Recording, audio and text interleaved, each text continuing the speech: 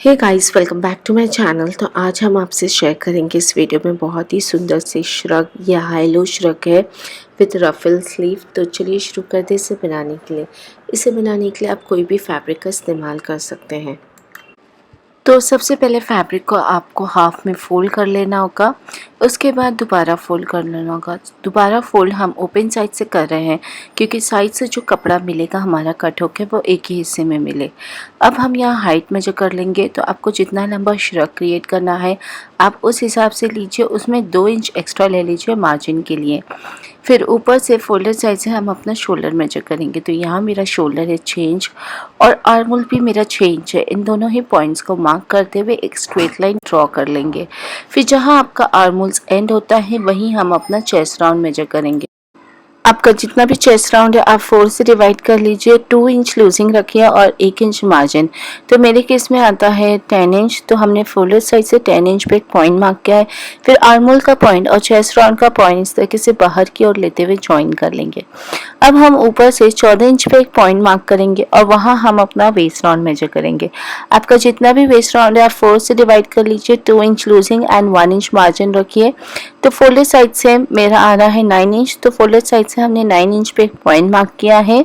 फिर chest round का point और वेस्ट राउंड का पॉइंट इस तरीके से लेते हुए ज्वाइन कर लेंगे। और अब हम वेस्ट राउंड से नीचे तक पूरा स्लांट वे में मार्किंग कर लेंगे। और जो दामन का हिस्सा है वो आप अपने हिसाब से रखिए। मैंने यहाँ लगभग 15 इंच लिया है इसलिए 15 इंच पे ही फोल्ड किया है। और आपको इस तरीके से स्लांट वे में मार्किंग दे देना होगा। अब हम यहाँ बैक आर्म होल बनाएंगे जिसका पॉइंट हम बाहर की ओर इस तरीके से मार्क करेंगे। हल्का सा कर्व शेप देते हुए ज्वाइन कर लेंगे। फ्रंट आर्म होल के लिए अंदर की तरफ 0.75 इंच पे एक पॉइंट मार्क करेंगे। ऊपर से एक स्ट्रेट लाइन देते हुए ज्वाइन कर लेंगे। फिर अगेन बाहर की ओर 1 इंच का एक पॉइंट मार्क करेंगे और हल्का सा कर्व शेप देते हुए इसे ज्वाइन कर लेंगे। ये मेरा फ्रंट आर्म होल है। अब हम यहाँ नेक की मार्किंग करेंगे जिसकी लंबाई हमने 1.5 इंच रखा है और चौड़ाई 3 इंच। इन दोनों ही पॉइंट से एक बॉक्स बना लेंगे और हल्का सा कर्व शेप देते हुए इसे ज्वाइन कर लेंगे। ये मेरी नेक की मार्किंग रहेगी। और अब हम यहाँ शोल्डर स्लोप के लिए 1/2 इंच का पॉइंट अपने आर्म होल्स पे मार्क करेंगे एंड इसे स्लांट वे में इस तरीके से ज्वाइन कर लेंगे। ये मेरा शोल्डर स्लोप है। अब इन सारी मार्किंग एरिया को कट कर लेना होगा। कटिंग करते समय आप ध्यान दीजिए आपको सिर्फ बैक आर्म होल कट करना होगा। और साइड से जो फैब्रिक बचेगा उसे हम स्लीव क्रिएट करेंगे और नीचे का फ्रिल क्रिएट करेंगे। तो जैसे कि मैंने बताया था हमने इस तरीके से फोल्ड किया है ताकि हमारे कपड़े 2 टुकड़े में नहीं हुए हैं। तो आप देख रहे हैं हमारा कपड़ा का जो हिस्सा है वो एक ही हिस्से में मिला है। इससे हमारी स्लीव ईजिली क्रिएट हो जाएगी। और अब हमें बॉडी हमारी कट हो गई है और आप इसे ओपन कर लीजिए। आपको 2 पार्ट रिसीव होगा। एक होगा आपका फ्रंट और एक होगा आपका बैक। आपको फ्रंट पार्ट लेना होगा उसे अगेन हाफ में फोल्ड करना होगा और आपको फ्रंट आर्म होल की कटिंग कर लेनी होगी। तो आप देख रहे हैं हमने यहाँ फ्रंट आर्म होल की कटिंग कर लिया है। और फ्रंट जैसे कि मेरा ये श्रग है तो आगे का हिस्सा हमारा ओपन रहेगा तो इसलिए हमें इसे सेंटर से कट करना होगा। तो यहाँ हमने सेंटर से कट दे दिया है और ये मेरा हाई लो है इसलिए हम नीचे से 4 इंच के डिफरेंस पे एक पॉइंट मार्क करेंगे और फिर इसे हल्का सा कर्व शेप देते हुए इस तरीके से ज्वाइन कर लेंगे। आप जो हाइट है हाई लो का वो आप अपने हिसाब से कम ज़्यादा रख सकते हैं। अब इन सारी मार्किंग एरिया को कट कर लिया है हमने और आप ओपन करेंगे तो आपको इस तरीके का 2 पार्ट रिसीव होगा। फ्रंट पार्ट का हमारी कटिंग हो गई है। अब हम सबसे पहले बैक पार्ट प्लेस करेंगे और बैक पार्ट को हम सीधा रखेंगे और फ्रंट पार्ट को इसके ऊपर उल्टा रखेंगे। दोनों शोल्डर मिलाएंगे और शोल्डर हम ज्वाइन कर लेंगे और फ्रंट पार्ट का जो आगे वाला हिस्सा है उसे हम डबल फोल्ड करते हुए मोड़ लेंगे। तो आप देख रहे हैं हमने यहाँ शोल्डर ज्वाइन कर लिया है और आगे का जो हिस्से की किनारी है उसे भी हमने मोड़ लिया है। अब हम यहाँ स्लीव की कटिंग करेंगे। तो स्लीव की कटिंग करने के लिए फैब्रिक को सबसे पहले एक बार फोल्ड करेंगे लेंथ वाइज, फिर हम ब्रेथ वाइज फोल्ड करेंगे। उसके बाद आपका जितना भी आर्म होल है आप उसमें 3 इंच एक्स्ट्रा ले लीजिए। जैसे कि मेरा आर्म होल 6 इंच है, 3 इंच एक्स्ट्रा लेते हुए मैंने 9 इंच पे पॉइंट मार्क किया है। फिर वहाँ से बाहर की ओर 2.5 इंच पे एक पॉइंट मार्क किया है। हल्का सा कर्व शेप देते हुए इसे ज्वाइन कर लेंगे। फिर आपको जितनी भी लंबाई रखना है स्लीव की आप अपने हिसाब से रखें। यहाँ मैं एल्बो तक रख रही हूँ, वहाँ के नीचे से मेरा रफल आएगा। तो 10 इंच है, 1 इंच एक्स्ट्रा लेते हुए 11 इंच पे एक पॉइंट मार्क करेंगे। फिर आप राउंड आर्म्स ले लीजिए 1/2 इंच लूजिंग और 1 इंच मार्जिन के साथ। इन सभी पॉइंट्स को आप ज्वाइन कर लीजिए। ज्वाइन करने के बाद आपको 1/2 इंच का मार्जिन देते हुए आपको फ्रंट आर्मर बना लेना होगा। अब इन सारी मार्किंग एरिया को कट कर लेना होगा।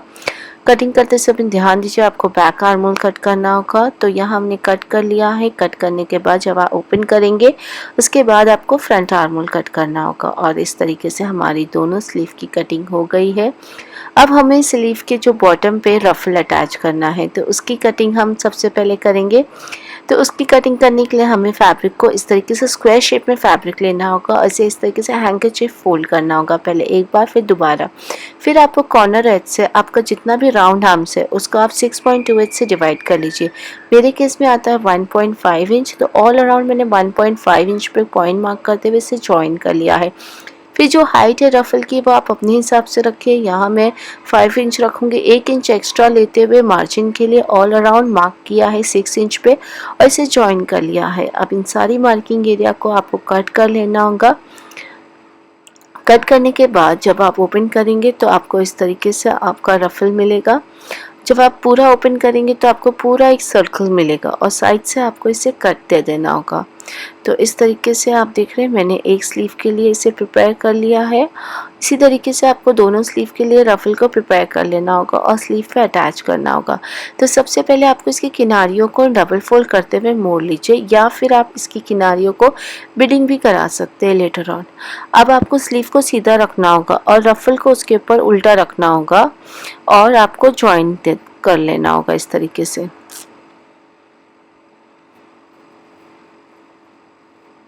इसी तरीके से आपको दोनों स्लीव पे मैंने रफल को ज्वाइन कर लिया है और रफल की किनारियों को भी मोड़ लिया है। अब हम इसे अपनी श्रग पे अटैच कर लेंगे। श्रग को हम इस तरीके से ओपन कर लेंगे और स्लीव को उल्टा रखेंगे, बॉडी को सीधा और स्लीव को उसके ऊपर उल्टा रखेंगे। ध्यान देना होगा फ्रंट आर्मोल का हिस्सा फ्रंट आर्मोल पे आए और बैक आर्मोल का हिस्सा बैक आर्मोल पे आए। इस तरीके से रखते हुए ऑल ओवर आपको स्लीव को ज्वाइन कर लेना होगा।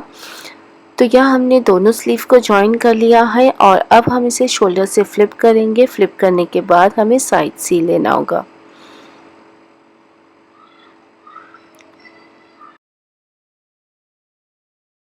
तो आप देख रहे हैं हमने यहाँ साइड सी लिया है। साइड सीने के बाद अब हमें नीचे रफल अटैच करना है। तो रफल अटैच करने के लिए हमने फैब्रिक कट किया है 3 इंच का और आपको सबसे पहले हमारे पास उतना बड़ा फैब्रिक नहीं था तो इसलिए हमें जॉइंट लगाना पड़ा। तो इस तरीके से आपको जॉइंट दे देना होगा। फिर आपको नीचे की किनारियों को डबल फोल्ड करते हुए मोड़ लेना होगा और ऊपर के किनारे पे आपको इस तरीके से छोटे छोटे प्लीट्स देना होगा अपने श्रग के बॉटम के जितना आपका श्रग का घेरा है नीचे का उस हिसाब से आपको देना होगा।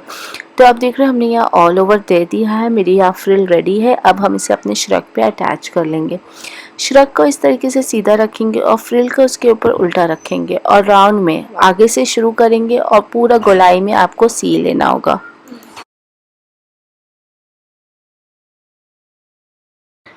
तो हमने फ्रिल ज्वाइन कर लिया है। फ्रिल ज्वाइन करने के बाद आगे की तरफ हमें इस तरीके का लेस लगा लेंगे जो हमारे श्रग को काफ़ी ज़्यादा इन्हांस करेगा। ऊपर से आप एक स्ट्रेट सिलाई दे दीजिए।